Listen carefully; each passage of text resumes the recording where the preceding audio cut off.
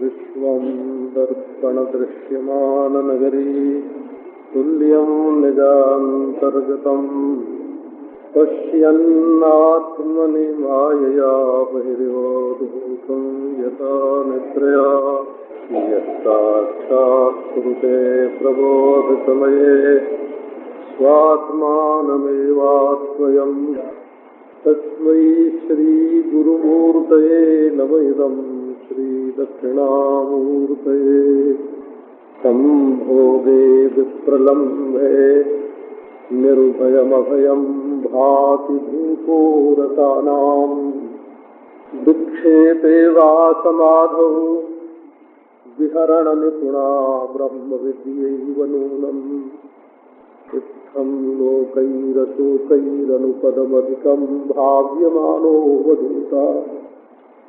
श्रीपूर्णानन्दतीर्थः पथि पथि पथिकान् नन्दयन् वं भ्रमीति निगमकल्पतरोर्गलितं फलं सुखमुखादमृतद्रवसंयुतं पिबत भागवतं रसमालयम् मुहुरहो रसिका भुवि भावुकाः कालिन्दीकूलकुञ्जान्तर वल्लवी व्रजवेष्टितम् नमामि नयनानन्दं नटन्तं नन्दनन्दनम्।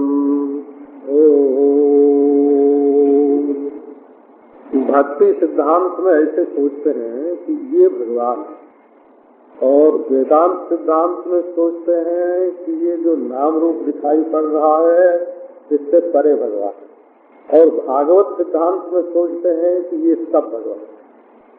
केवल व्यतिरेक दृष्टि से नेति नेति की पद्धति से वेदांत में विचार करने की शैली है। ईश्वर को ढूंढना हो, नेति नेति करते जाओ, ये नहीं ये नहीं ये नहीं। और साधारणतया भक्ति सिद्धांत में एक मूर्ति को, एक आकृति को, एक व्यक्ति को सामने रख के ये भगवान है, ये भावना की जाती है। और भागवत सिद्धांत कहता है कि ये जो कुछ दृष्टम श्रुतम भूत भवद भविष्यत स्थाष्णोश्चरिष्णुर महदल्पकंच विनाच्युताद वस्तुतराम न वाच्यम स एव सर्वम परमार्थभूतः, स एव सर्वम परमार्थभूतः, वही सब है। इसमें अंतर क्या हुआ कि जो भक्ति में भगवान एकांगी मालूम पड़ते थे उसका श्रीमद् भागवत ने संशोधन कर दिया। वो एकांगी नहीं है, सर्वांगी है, सब है, वही है, वही है। जो देखते हो तो वही, जो सुनते हो तो वही, जो हुए तो वही, जो हो रहे हैं तो वही, जो होंगे तो वही, जो स्थिर तो वही, जो चर तो वही, बड़े वही छोटे वही। भगवान के सिवाय दूसरी कोई वस्तु नहीं है, सब भगवान ही भगवान है। और ये कोई व्यावहारिक कल्पना नहीं है, ये परमार्थ है, ये भागवत है। तो प्रक्रिया में जो व्यतिरेक है वेदांत के, व्यतिरेक माने इदम अहम न, यह मैं नहीं, यह मैं नहीं हूँ, ये जो व्यतिरेक की प्रक्रिया है वेदांत में, ब्रह्म स्वरूप है, उसमें तो न अन्वय है न व्यतिरेक है। वो किसी से परे भी नहीं है और किसी में अनुगत भी नहीं है। अन्वय व्यतिरेक एक प्रक्रिया है, एक शैली है ब्रह्म को समझने के लिए, सिद्धांत नहीं है। वो तो अव्यतिरिक्त है और अनन्वित है, किसी से परे भी नहीं है और किसी में अनुगत भी नहीं है। क्योंकि द्वैत में ही एक से दूसरा परे होता है और द्वैत में ही एक में दूसरा अनुगत होता है। जो परमार्थ तत्व है वो न किसी में प्रवेश करता है और न किसी से अलग होता है, क्योंकि द्वैत नाम की कोई वस्तु ही नहीं है। तो अवतार सिद्धांत को आप अव्यतिरिक्त और अनन्वित की दृष्टि से नहीं समझ सकते। अवतार के सिद्धांत को अन्वय की दृष्टि से समझ सकते हैं। और अवतार में केवल राम कृष्ण ही भगवान के अवतार नहीं है, ये पृथ्वी, जल, अग्नि, वायु, ये सब के सब भगवान के अवतार हैं। हम व्यक्तिगत मोह में फंस जाते हैं। हमको तो बेटा, बेटी, नाती, पोता, औरत, मर्द, अद्भुत लीला है। किसी को मालूम नहीं है कि हमारा पिता कौन है। ये है संसार की स्थिति। 16 आने तक माता की बात मानते हैं या माता की सहेलियों की बात मानते हैं या बड़े बूढ़ों की बात मानते हैं। पिता श्रद्धा से माना जाता है, पिता कोई प्रत्यक्ष से नहीं माना जाता है। यहाँ तक कि पिता ही नहीं, माता भी श्रद्धा से ही माने जाते हैं। किसने देखा है कि हम किसके पेट से निकले हैं? अरे लोग बताते हैं, हम मान लेते हैं। आप देखो कितनी अच्छी बात बताई गई। भगवान का काला अवतार, काल में भगवान का अवतार हुआ। काल को भगवान से भर लो। एक पद्धति तो ये हुई कि काल से भगवान परे है, और एक पद्धति ये हुई कि एकादशी, जन्माष्टमी, रामनवमी आदि काल भगवत रूप है, और एक दृष्टि ये हुई कि सारा काल ही भगवत रूप है। ये इसी तरह देश से परे भगवान है, एक दृष्टि हुई। देश से परे भगवान है, ये एक दृष्टि हुई। और नैमिषारण्य, काशी, ब्रजभूमि, मायापुरी, केदारखंड, ये सब भगवत रूप है, ये दूसरी दृष्टि हुई। और संपूर्ण दिशा में ही भगवान भरपूर हैं। तो ये बात भी दो तरह से होती है। एक तो भगवान के बारे में विचार करने से, और एक भगवान में प्यार हो जाने से। एक गोस्वामी ने लिखा कि श्री कृष्ण गोवर्धन की तलाटी में बैठ गए और जप करने लगे। क्या करने लगे? राधे राधे राधे, ये जप करने लगे गोस्वामी जी। अब जब आँख बंद करके जप करते रहे, तब तक तो राधा जी उनके सामने दिखती रही। जब उन्होंने आँख खोली तो क्या देखा?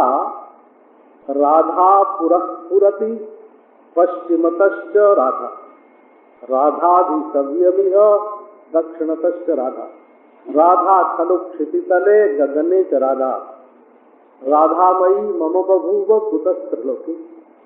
राम में राधा, पीछे राधा, बाएं राधा, दाएं राधा, धरती में राधा, आसमान में राधा। उनके मन में स्वयं वितर्क उठा, कुतो मम बभूव राधामयी मम बभूव कुतस्त्रिलोकी। ये त्रिलोकी हमारे लिए राधा में क्यों दिखते? इसका अर्थ है कि ये संसार माया का, मन का खेल है। हमको एक महात्मा ने बड़ी सेवा करने के बाद ये बात बताई। हम वो आपको बिल्कुल खुली सभा में सुना रहा हूँ। उन्होंने कहा, ये देखो जो शास्त्रों में माया माया माया लिखा हुआ है ना, तो कुछ ऐसा अर्थ मत समझना कि तत्वान्यत्वाभ्याम अगर लिया आखिर में तत्वाभ्याम तत्वान्यत्वाभ्याम। तब क्या समझे महाराज? का माया माने मन, मन का ही नाम माया है। और ये सारा खेल, सारी सृष्टि यही रचती है। ये मन ही जगत का मूल कारण है। माया माने मन। जब ये कहते हैं ना, ये सब माया है, ये सब माया है, ये सब माया है, ये सब माया नहीं है, ये सब आपका मन है। बाप भी मन है, बाबा भी मन है, पत्नी भी मन है, पुत्र भी मन है, दुकान भी मन है, पैसा भी मन है। यदि आप इसकी जगह पर इस मन को भगवदाकार बना लें, मन में भगवान है तो सब भगवान, और मन में रुपया, पैसा, औरत, मर्द, ये सब है तो सब यही है। फिर तो जो है सो ही है। अपने लिए काम की बात इतनी है कि ये मन है, ये माया है, ये माया है माने ये मन है। ताकि परमात्मा को कहाँ ढूंढे? तो बोले कि जो विनाश वाला पदार्थ हो उसमें मत ढूंढो, जो अनित्य हो, नश्वर हो, छोड़ दो। तो सारा इदम परिवर्तनशील मालूम पड़ा। यह कितना, यह सब बदल गया। कोई दुनिया की यह चीज, यह नाम की कोई चीज रही नहीं, रहती नहीं, रहेगी नहीं। तो यह तो बदलता रहता है। तो बोले फिर मैं नहीं बदलता है, मैं तो एक ही रहता है। बोले यह में परमेश्वर को मत ढूंढो, मैं में ढूंढो। अब मैं को देखा तो मैं धनी हूँ, एक दिन था कि मैं दरिद्र हूँ, एक दिन था मैं विद्वान हूँ, एक दिन था मैं मूर्ख हूँ। बोले मैं भी बाहर की उपाधि को लेकर, विद्या की उपाधि को लेकर विद्वान बनता है, बुद्धि की उपाधि को लेकर बुद्धिमान बनता है, धन की उपाधि को लेकर धनी बनता है। तो ये अन्य के संपर्क से ही अपने को ये तो बदलने वाले मैं में परमात्मा को मत ढूंढो, इन उपाधियों से रहित जो परमात्मा है वो अविनाशी है, उसमें ढूंढो। अच्छा ठीक है, जहाँ मैं न दिखे वहाँ परमात्मा कहाँ रहेगा, ये भी देखो। मान लो भगवान श्री कृष्ण खड़े हो जाएं, हाँ, मुरली मनोहर पीताम्बरधारी श्याम सुंदर, और उनको देखने वाला कोई न हो, तब संतन पाल हो गया ना। आत्म सत्ता के बिना अन्य सत्ता का अनुभव हो ही नहीं सकता, और अन्य सत्ता के बिना भी अन्य सत्ता के अभाव का अनुभव करने के लिए आत्म सत्ता को स्वीकार करना पड़ता है। तो देखो, जिस भगवान की हम चर्चा कर रहे हैं, भागवत भगवान, ये बड़ा अद्भुत है। कर्मकांडियों से तो इसका कोई दूर का भी रिश्ता नहीं है, कर्मकांडियों से तो इसका कोई दूर का भी रिश्ता नहीं है।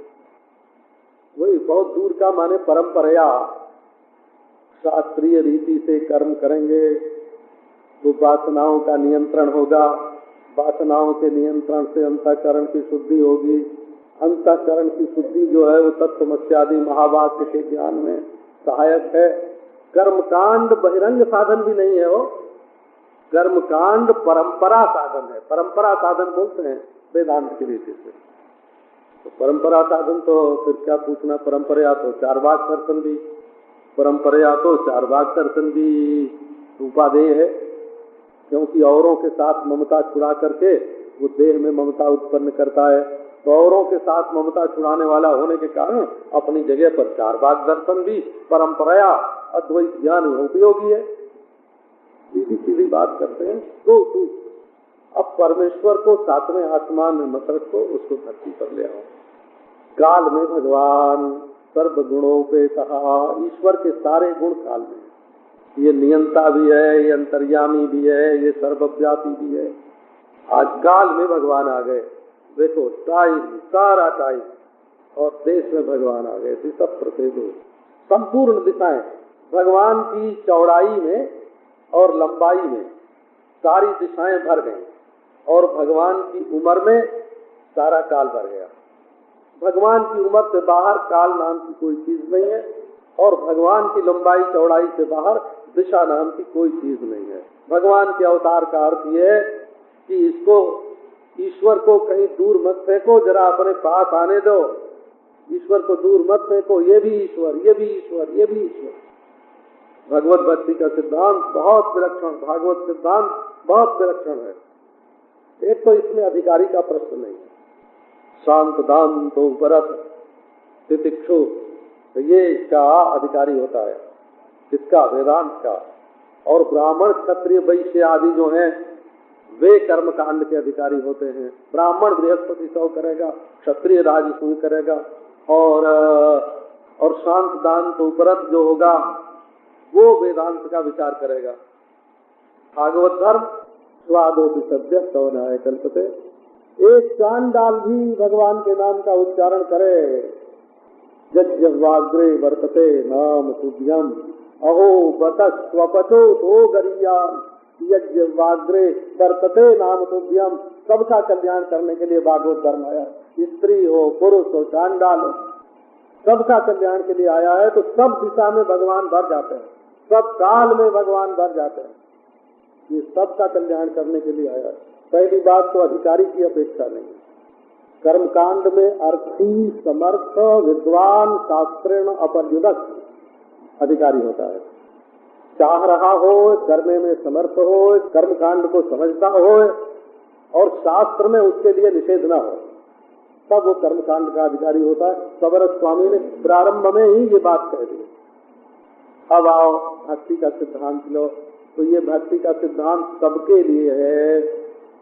भागवत में आप देखोगे तो चिड़िया भी भक्त मिलेंगे, पेड़ पौधे भी भक्त मिलेंगे, पेड़ पौधे भी भक्त हैं, वो तो मनुष्य भी नहीं है, मनुष्य भी नहीं है, चिड़िया भी भगवत भक्त है, गाय और हरिणी, पशु भी भगवान के भक्त हैं, चिड़िया भी भगवान के भक्त हैं। ये भक्ति सिद्धांत की ये महिमा है। अहो बतस्वपचोटो गरियान, देखो तो क्या प्रेम दिखाई पड़ता है। गावश्च कृष्ण मुख निर्गत वेणु गीत, गावश्च कृष्ण मुख निर्गत वेणुनाद, संस्पदित कर्णपुटैः पिबन्त्यः, शावास्तुतस्तनपया कवलात्मतस्थुर् गोविंदमात्मनि दृशाश्रुकलात्कृशन्त्या। देखो बांसुरी बज रही है, भगवान श्याम सुंदर की बांसुरी बज रही है। गावश्च कृष्ण मुख निर्गत वेणुनाद पीयूषमुत्तभित कर्णपुटैः पिबन्त्या। बांसुरी में से अमृत झर रहा है, बांसुरी में से अमृत की वर्षा हो रही है और गौएं कान उठा उठा कर पी रही हैं।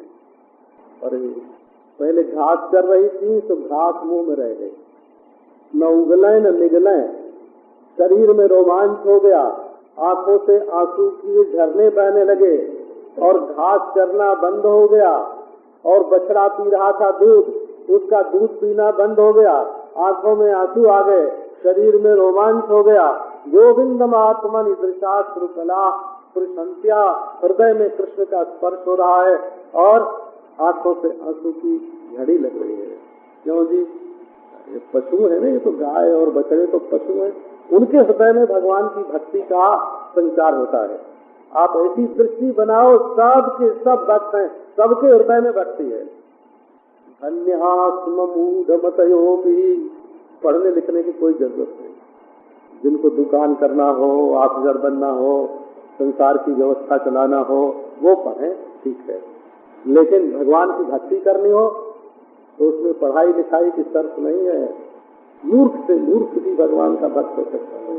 धन्यात्म मूढ़मतयोपि हरेण्येता या नंदनंदन मुपात्त विचित्र वेशम, आकर्ण्य वेणुरणितां सह कृष्ण साराः पूजां दधुर्विरचितां प्रणयावलोकैः। ये हरिणी धन्य है। ये देखो, यदि हम ऐसे सोचने लगे, आप एक मनोविज्ञान की दृष्टि से देखें, ये हरिणी जो है ना हमारे सामने, गाय है, हरिणी है, ये अपने हृदय में कृष्ण का ध्यान कर रही है और श्री कृष्ण के प्रेम में इसका हृदय द्रवित हो रहा है। आप झूठ मूठ सोचिए, भागवत धर्म की एक भी विशेषता है, झूठा ही झूठ सोचिए। तो वो हरिणी चाहे हो कि न हो, और उसके दिल हो कि न हो, उसमें प्रेम हो कि न हो, ये यथार्थता की खोज छोड़ दीजिए। जो ऐतिहासिक लोग, प्राणी शास्त्र के ज्ञाता हैं, उन लोगों पर आपका हृदय कैसा हो जाता है। देखिए, आपको हरिणी के हृदय में कृष्ण दिखेंगे तो आपको अपने हृदय में भी कृष्ण दिखेंगे। आपको हरिणी के हृदय में प्रेम दिखेगा तो अपने हृदय में भी प्रेम दिखेगा, क्योंकि आपका हृदय और हरिणी का हृदय दो है ही नहीं। आपका प्रेम और हरिणी का प्रेम दो है नहीं, आपका हृदय ही तो हरिणी का आकार धारण करके और प्रेम में मग्न हो रहा है ना। ये भागवत धर्म की विशेषता है। धन्यात्मा मूढ़मतयोपि हरेण्येता। इसलिए जो लोग भक्त ढूंढने में, उनको किसी भक्तराज का दर्शन मिल जाए, 12 बरस हो गए, 24 बरस हो गए, धरती में घूम रहे हैं, उनको कोई भगवान का भक्त ही नहीं मिला। बोले ऐसे भगत नहीं मिलता है। तुम भक्त बजाओ तब भगवान का भक्त मिलेगा। भक्त प्रमेय नहीं होता, भक्त प्रमाण गम्य नहीं होता। भक्त तो भक्ति पूत हृदय में दर्शन देता है। तुम अपने हृदय को भक्ति से पवित्र बना लो, तुम्हें भक्त के दर्शन होंगे। धन्यास्म मूढ़मतयोपि हरेण्येता या नंदनंदन मुपात्त विचित्र वेशम। विचित्र वेश धारण करके नंदनंदन श्याम सुंदर आते हैं और हरिणी कहाँ जा रही है? कौनी का दर्शन करने जा रही है। ये ज्ञानी है कि ज्ञानी तो नहीं है। अज्ञान परमेश्वर के दर्शन में बाधक नहीं है और भक्ति परमेश्वर के दर्शन में बाधक है। ब्रह्म के साक्षात्कार में आत्मत्वेन ब्रह्म के साक्षात्कार में या ब्रह्मत्वेन आत्मा के साक्षात्कार में कोई परोक्षता अपरोक्षता नहीं है, केवल अज्ञान ही व्यवधान है। अज्ञान के सिवाय और कोई व्यवधान नहीं है। ब्रह्म परोक्ष नहीं होता और आत्मा अपरोक्ष नहीं होती। ये परोक्षता अपरोक्षता की कल्पना एकता को समझाने के लिए की जाती है, लेकिन परमेश्वर के दर्शन में अज्ञान व्यवधान नहीं है, अज्ञान का पर्दा नहीं है, पर्दा है केवल अभक्ति का। आप अपने हृदय में भक्ति भर करके परमेश्वर को देखिए। मूढ़ मतयो भी, अज्ञानी से अज्ञानी भी परमात्मा का दर्शन कर सकता है, मूर्ख से मूर्ख भी परमात्मा का दर्शन कर सकता है। धन्यात्म मूढ़ मतयो भी हरिण येता, हरिण शब्द का अर्थ ऐसे ही मानते हैं, हरिम नयंती इति हरिण्य, जो खींच के आदमी के पास आप किसी हरिणी के पीछे पीछे चल दीजिए, वो हरि के पास पहुंचा देंगे। जो हरि के पास पहुंचावे उसका नाम हरिणी, हरिम नयति इति हरिणी, हरिम नयंती इति हरिण्य। धन्यात्म मूढ़ मतयोपि, उसने ब्रह्मसूत्र नहीं पढ़ा तो क्या हुआ, ब्रह्मसूत्र नहीं पढ़ा तो क्या हुआ, उसके हृदय में भगवान। धन्यात्म मूढ़ मतयोपि हरिणेता यानंद नंदनमुपात विचित्र वेशम आचरणीय वेणुरणितम, बंसी ध्वनि सुनती है। सह कृष्ण सारा, अपने पति कृष्ण सार मृग के साथ सुनती है। और पूजाम दधुर्विरचिताम, वे भगवान की पूजा करती हैं अपने प्रेम दृष्टि से, और भगवान उनकी पूजा करते हैं अपनी प्रेम दृष्टि से। पूजाम दधुर्विरचिताम भगवता प्रणयावलोकैर विरचिताम पूजा स्वेषु दधु स्वकीयाम प्रणयावलोकैर विरचिताम पूजा भगवती दधु। परस्पर प्रेम होता है। ये प्रेम का जो मार्ग, भक्ति का मार्ग जो है, ये बड़ा सुगम है। इसमें आ रहे हैं भगवान, आ रहे हैं भगवान, ये रहे भगवान। बस सबरी देखे ले तो सनवा, आज घर रामा, आज हमारे घर भगवान आवेंगे, अब हमारे घर भगवान आवेंगे, आज इस घर में भगवान आवेंगे, आज इन्हीं आंखों से भगवान का दर्शन होगा। बोले झूठ मूठ क्यों सोचे महाराज?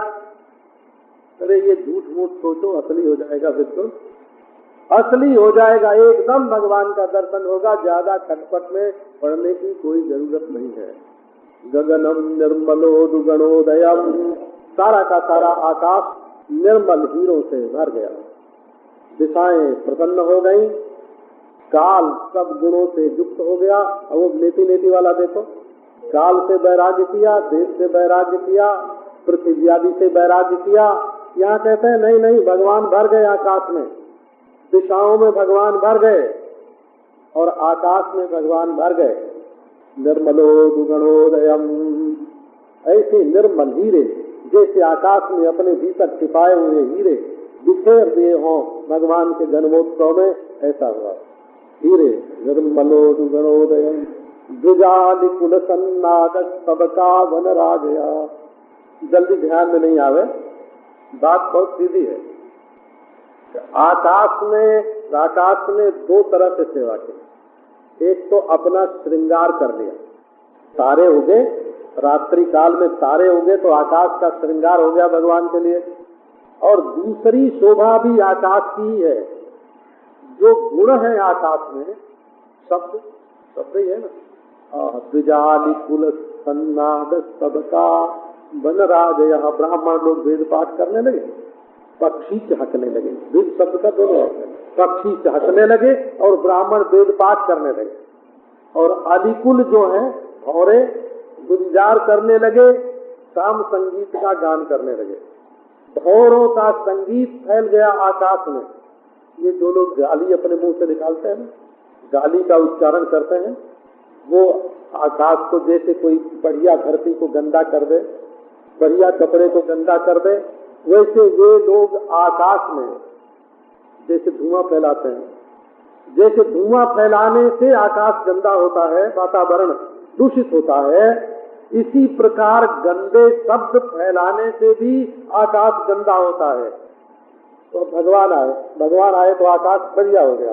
क्या बढ़िया हो गया? तो उधर ब्राह्मणों का वेद पाठ प्रारंभ हो गया, उधर पक्षी जो है वो चाकने लगे, कोयल कुहू करे और भौरे गुंजार करने लगे।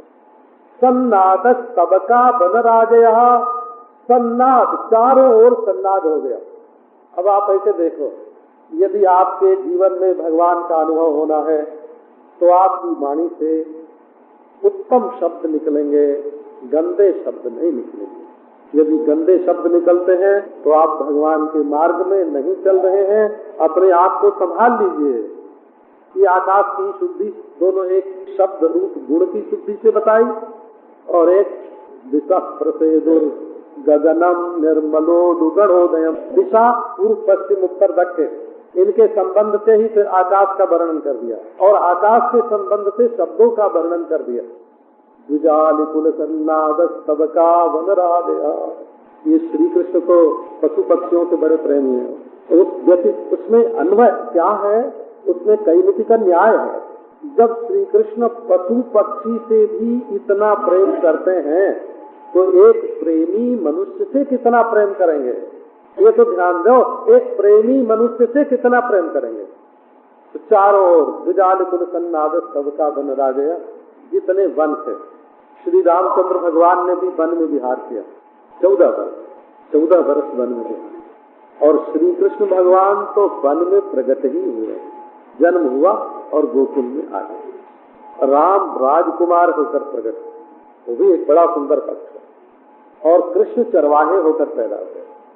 चरवाहे में भी भगवान को देखो और राजकुमार में भी भगवान को देखो। ये नहीं इसमें से कोई छोटा बड़ा हो तो बात नहीं, लेकिन भगवान केवल राजकुमार ही नहीं होते हैं, चरवाहे भी होते हैं, मछली कछुआ भी होते हैं, सुअर सिंह भी होते हैं, बैल घोड़ा भी होते हैं। सर्वत्र भगवत दर्शन, ये इसका अभिप्राय है।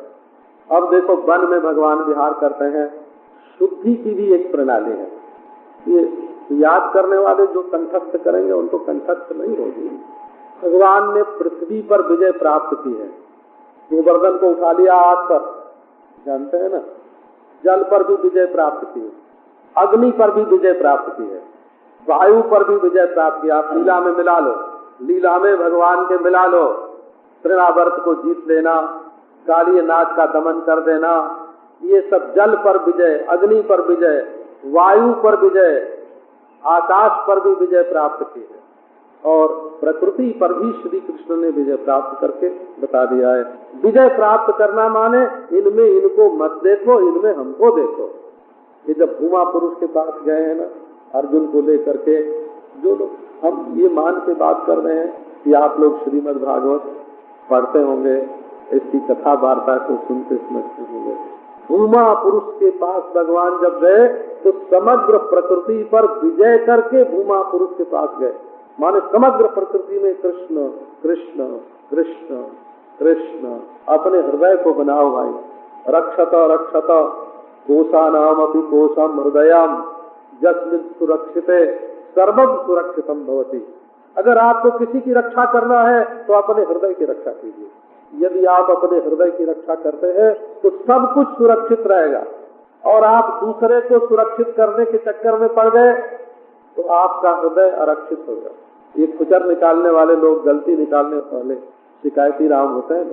शिकायती राम, अरे भाई जब लड्डू राम बोलते हो, पूरी राम बोलते हो, बरसते हो तो लड्डू राम पूरी राम तो बोलते हो ना, तो हम शिकायती राम बोलते हैं। उसमें क्या बात हो गई।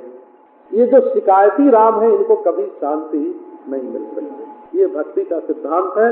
न मन द्विशतः परकाय माम मानिनो भिन्न दर्शिना भूतेषु बद्ध वैरस्य न मन शांति मृच्छति। ये भागवत का सिद्धांत है। दूसरे के शरीर में जो भगवान बैठे हैं उनसे तो करते हैं द्वेष, द्विशतः परकाय। अपने को मानते हैं बड़ा मानिना, और अपने और पराये में करते हैं भेद, वेद दर्शिना भिन्न दर्शिना, और प्राणियों से करते हैं बैर। तो बोले मन में शांति आ जाए। एक तृण से भी जब तक बैर करोगे बाबू तब तक शांति मिलने वाली नहीं है। क्योंकि तृण से जो दुश्मनी होगी, एक तिनके से जो दुश्मनी होगी, दुश्मनी तिनके में रहेगी कि तुम्हारे दिल में रहेगी। अरे भाई ध्यान दो ना, बोलो ना। अगर तुम एक तिनके से, एक मच्छर से दुश्मनी करते हो, एक मच्छर काटता है, ठीक है। एक सांप से दुश्मनी करते हो, काटता है, ठीक है। अब उससे तुम दुश्मनी करते हो तो दुश्मनी कहाँ रही? मच्छर के दिल में रही कि अपने दिल में रही? अपने दिल में रही ना। तो जहाँ दुश्मनी रहेगी वहाँ शांति कैसे आवेगी? न मन शांति मृच्छति, मन को कभी शांति हो ही नहीं सकती। इसलिए ये भगवान के अवतार की पूर्व भूमिका है। क्या है? 9 द्रव्य शुद्ध हो जाते हैं। देश, काल, आकाश, वायु, बभौ वायु सुख स्पर्श, अग्नयश्च द्विजाति नाम, अग्नि, नद्या प्रसन्न सलिला, नदी, जल, और मही मंगल भूइष्ठ पुरग्राम ब्रजाकरा, पृथ्वी, मन, मनांस्यासन प्रसन्नानि। ये भगवान के अवतार के प्रसंग में असल में सभी लीलाओं की सूचना है। सारे श्री कृष्ण चरित्र में जो कुछ आया है उसका सूत्र उनके जन्म के प्रसंग में है। जन्म के प्रसंग में गगनम निर्मलो दुगणोदयम मही मंगल भूइष्ठ पुरग्राम प्रजाकरा नद्य प्रसन्न सलिला। पृथ्वी देवी, आजकल के लोगों को तो यही बड़ा मुश्किल लगता है कि पृथ्वी देवी भगवान से प्रार्थना करने कैसे जाएंगे कि हे प्रभु पधारो। ये तो भगवान की पत्नी है। आधिदैविक रूप से भगवान की 2 पत्नी है, एक लक्ष्मी और एक पृथ्वी। तो लक्ष्मी पति भी भगवान ही है और पृथ्वी पति भी भगवान ही है। लक्ष्मी पति जीव नहीं होते और भूपति जीव नहीं होते। भूपति एक भगवान है। देखो बहुत लोग भूपति बने, भारतवर्ष में तो बहुत से भूपति थे, ईश्वर कृपा से रहे, भगवान ही भूपति रहे, और तो कोई रहा नहीं। ऐसे बहुत से लक्ष्मीपति हैं, परंतु लक्ष्मीपति अंततो गत्वा भले हजारों बरस लगे, लेकिन अंततो गत्वा भगवान ही लक्ष्मीपति हैं। भगवान के सिवाय दूसरा कोई लक्ष्मीपति नहीं है। अभिमान मत करो भाई, ये तो माता है, दूध पीने के लिए हैं, सेवा करने के लिए हैं, स्नेह लेने के लिए हैं, लक्ष्मी भोग करने के लिए नहीं है। असली भूपति मही मंगल भूइष्ठ पुरग्राम प्रजाकरा। मही भगवान की पत्नी बोली, हम ही तो बुलाने गए थे भगवान को। भगवान को बुलाने कौन गया था? पृथ्वी गई थी, देवताओं के साथ, ब्रह्मा के साथ, शंकर के साथ, वो है ना, इंद्रादि देवताओं के साथ, तमोगुणी, रजोगुणी, सत्वगुणी सब गए थे। पृथ्वी में जितने लोग रहते हैं सबके प्रतिनिधि भगवान से प्रार्थना कर रहे थे कि हे प्रभु, अब हमारी शक्ति नहीं चलती, आप ही आ करके पृथ्वी का दुख दूर कीजिए। अब आ जाने वाले हैं भगवान, अब वैराग्य करने की जरूरत नहीं है। जिस पृथ्वी पर भगवान न आए उस पृथ्वी से वैराग्य करना चाहिए, और जिस पृथ्वी पर स्वयं भगवान ही आके प्रकट हो जाए, जिसको ढूंढने के लिए लोग परम व्योम में जाते हैं, परमे व्योमन, देखो वही प्रभु धरती पर आ गया। मंगल भूइष्ठ पुरग्राम ब्रजाकरा, ब्रज में मंगल, गांव में मंगल, ब्रज में मंगल, गोकुल में मंगल, पूर्व में मथुरा आदि में मंगल, ग्राम नंदग्राम आदि में मंगल, और पुर द्वारकापुरी आदि में मंगल। मंगल ही मंगल चारों ओर आ रहे हैं भगवान, आ रहे हैं। आप एक बार हमारे शब्द के साथ अपने आप को मिला दीजिए। भगवान आ रहे हैं, आ रहे हैं भगवान, आ रहे हैं भगवान। उनके चरणों की ध्वनि हमको सुनाई पड़ रही है। भगवान के अंग की मह मह गंध हमारी नासिका में आ रही है। उनके नूपुर की ध्वनि सुनाई पड़ रही है। उनके प्रकाश से हृदयाकाश आलोकित हो रहा है। और वे प्रभु धीरे धीरे पांव रखते हुए, ठुमुक ठुमुक कर पांव विद्या करते हुए, मुरली बजाते हुए, पीताम्बर फहराते हुए, मंद मंद मुस्कुराते हुए वे आ रहे हैं, हमारे हृदय में प्रकट हो रहे हैं। आप एक बार शब्द के साथ अपने मन को मिला के हृदय में भगवान का दर्शन कीजिए। जैसे पृथ्वी में मंगल ही मंगल हो गया, वैसे आपका भी मंगल ही मंगल है। हम कथा परलोक बनने के लिए बन जाए बहुत बढ़िया, परंतु परलोक बनने के लिए नहीं सुनाते। इसी लोक में अभी परमेश्वर का अनुभव हो, इसके लिए बोलते हैं। इसी समय हमको अंतःकरण शुद्धि चाहिए, चाहिए नहीं है। आप अभिमान छोड़कर निरभिमान होकर विनय से नीचे बैठे हुए हैं, शांत हैं, आपका मन शांत है, इंद्रियां दांत हैं, कर्मों से उपरत हैं, तकलीफ सह रहे हैं, तितिक्षु हैं, आपके हृदय में श्रद्धा है और आप समाहित होकर के इसको श्रवण कर रहे हैं। सारी अधिकार संपदा आपके भीतर है। एक बार अपने मन को भगवान में लगाइए। मही मंगल भूइष्ठो पुरग्राम ब्रजाकरा नद्य प्रसन्न सलिला रदा जलरुह श्रिया द्विजादिकुल सन्नाद सबका वनराजया नद्या नद्या। नदी उसको कहते हैं उद्गम से लेकर समुद्र में मिलने पर जन जिसकी धारा क्षीण न हो, नष्ट न हो जाए। न दीयते दीन क्षय न क्षीयते न दीयते। नदी वो है जिसका स्रोत कटे नहीं, उद्गम स्थान से लेकर के समाप्ति स्थान पर जन जिसका स्रोत कटे नहीं। नदी की बड़ी महिमा।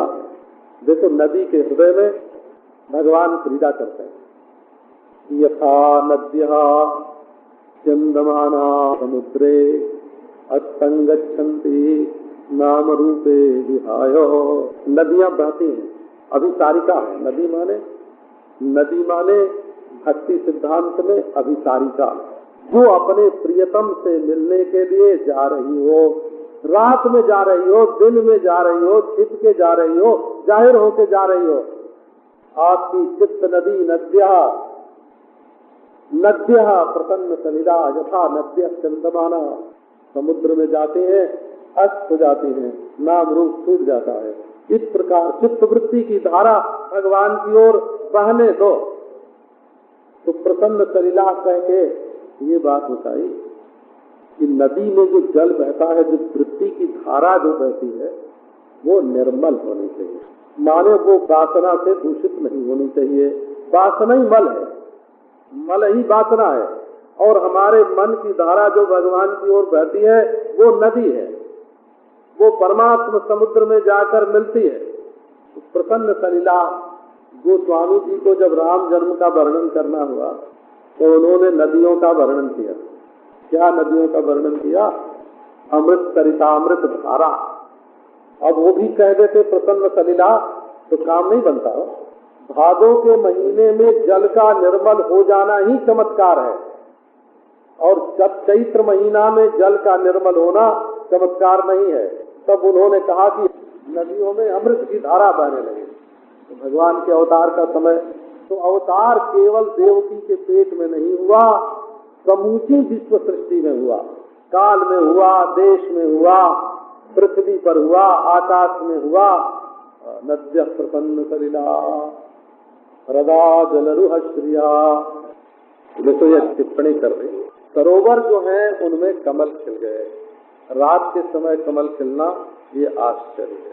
इसको दूसरी तरह से समझाते हैं भागवत के कथाकार लोग। वो कहते हैं कि ये जितने पदार्थ हैं इनका उपकार भगवान श्री कृष्ण के द्वारा होगा। नदी में विहार करेंगे। जमुना जी ने देखा आज किसका अवतार हो रहा है, तो वही जो अपने घर में से निकल के पहले हमारे अंदर आवेंगे और जिनके चरणों का स्पर्श मुझे मिलेगा, सो आ रहे हैं। जमुना ने सोचा ये वो आ रहे हैं जो ग्वाल बालों के साथ हमारे अंदर स्नान करेंगे, जल विहार करेंगे। ये वो आ रहे हैं जो हमारे अंदर रहने वाले काली नाग की फड़ा पर नृत्य करके उसका दमन करेंगे और उसको निकाल देंगे। ये वो आ रहे हैं। तालाबों ने सोचा वो आ रहे हैं जो हमारे जल से परिपुष्ट बांस की बांसुरी अपने मुंह से लेकर बजाया करेंगे। हमारे जल से परिपुष्ट वृक्षों को रोमांच होगा, जिनकी वजह से जो इनकी बंसी ध्वनि सुनकर मुक्त हो जाएंगे, जो अपने फल फूल से इनके चरणारविंद की पूजा करेंगे, वो आ रहे हैं। तो जितनी नदियां हैं, जितने ह्रद हैं, वे सब के सब आनंद में मग्न हो गए। देखो भगवान के आने का बस एक ही बात है, हमारा हृदय संसार की चिंता छोड़ दे और भगवान के शुभागमन की प्रतीक्षा करें, उसके लिए उत्सुक हो। ये जो जिज्ञासा शब्द है ना वेदांतियों का, जिज्ञासा मुमुक्षा शब्द है ना, ये उत्सुकता ही है, उसमें व्याकुलता है, उसमें पीड़ा है। अभी तक भगवान क्यों नहीं आते? तब आओ प्राणनाथ, अब प्राण लागे श्री राम, हे प्रभु आओ आओ आओ। तो हमारा जीवन संसार का चिंतन छोड़कर परमेश्वर के चिंतन में लग जाए, दुनिया की बात ज्यादा न करे, भगवान का नाम ज्यादा ले, और दुनिया की चिंता ज्यादा न करे, संसार की चिंता करे, और दुनिया के लिए दुखी न हो, भगवान की अप्राप्ति से दुखी हो, और विषय भोग प्राप्त होने से सुखी न हो, भगवान का स्मरण चिंतन होने से सुखी हो। तो ये भगवान के शुभागमन की जो पूर्व पीठिका है, ये जो धरातल है, ये यही बताते हैं कि तुम्हारे जीवन में भगवान आने वाले हैं। बोले हाँ हैं। तो कैसे हैं? तो देखो हमारी चित्तवृत्ति आज प्रसन्न है, आज प्रभु का आगमन है, आज प्रभु का आगमन है, हमारा मन प्रसन्न हो रहा है। अच्छा, हमारे हृदय का रस सरोवर, तीन बात होती है हृदय। एक तो नदी के समान, जैसे नदी बहती है ऐसे हमारी वृत्ति की धारा भगवान की ओर बहने लगे, और दूसरे सरोवर के समान हमारा हृदय प्रसन्न हो जाए, निर्मल हो जाए, और तीसरे पर्वत के समान दृढ़ता आ जाए भगवत प्राप्ति के लिए। तीन बात आ जाए तो भगवान के अवतार की योग्यता हृदय में आ जाते हैं। तो